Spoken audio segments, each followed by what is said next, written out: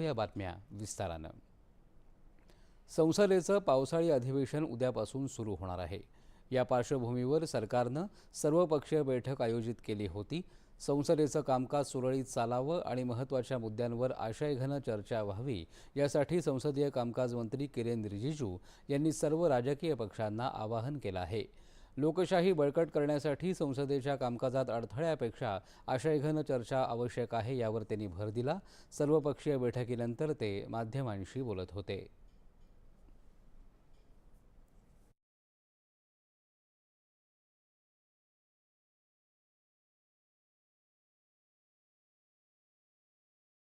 सारे political party एकजुट होकर के देश के लिए अच्छा बात रखे और देश के लिए एकजुट होकर के हम काम करें, ये अपील किया। बहुत सा पॉलिटिकल पार्टी ने अपना पॉइंट को रखा है, हमने सुना है, नोट किया है। कई सुझाव आए, हमने सुझाव को नोट किया है।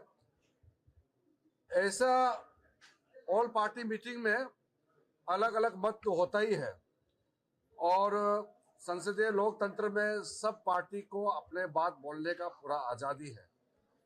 हमने सुना है, हम सिर्फ इतना ही ऑल पॉलिटिकल पार्टीज के नेताओं को आग्रह करता हूं कि उनके पॉइंट को हमने नोट किया है और इस संसद सत्र में जो बिल्स सरकार लेके आएंगे उसको सार्थक चर्चा के द्वारा सब सहयोग करें, अपना मत रखें और पारित करें। देखिए, फिलहाल हमने 8 बिल्स का सूची बुलेटिन के माध्यम से सूचना दिया गया है।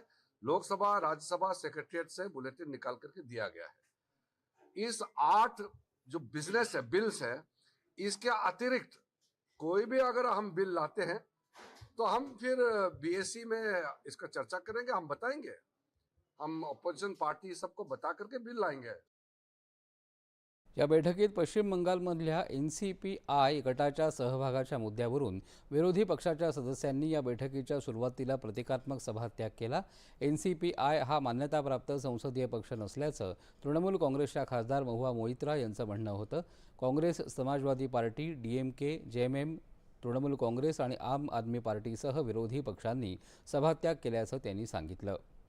संरक्षण मंत्री राजनाथ सिंग यांच्या अध्यक्षतेखाली झालेल्या या बैठकीला किरेन रिजिजू, जगत प्रसाद नड्डा, संसदीय कामकाज राज्यमंत्री अर्जुनराम मेघवाल आणि डॉक्टर एल मुरुगन उपस्थित होते। संसदेचं अधिवेशन 20 जुलै ते 13 ऑगस्ट या कालावधीमध्ये होणार आहे। राष्ट्रपती द्रौपदी मुर्मू, मोल्दोवा, उत्तर